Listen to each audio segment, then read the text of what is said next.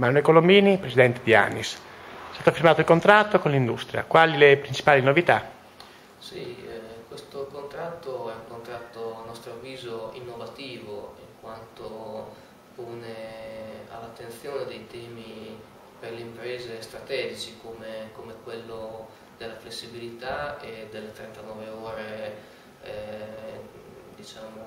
di regime produttivo. Quindi sono tutti e due argomenti che vanno nella direzione di organizzare il lavoro secondo le esigenze del mercato, un mercato che ha una domanda sempre più altalenante, sempre più legata a dei picchi produttivi che vengono richiesti in determinati momenti dell'anno, e quindi queste innovazioni che danno delle risposte a questo tipo di organizzazione interna.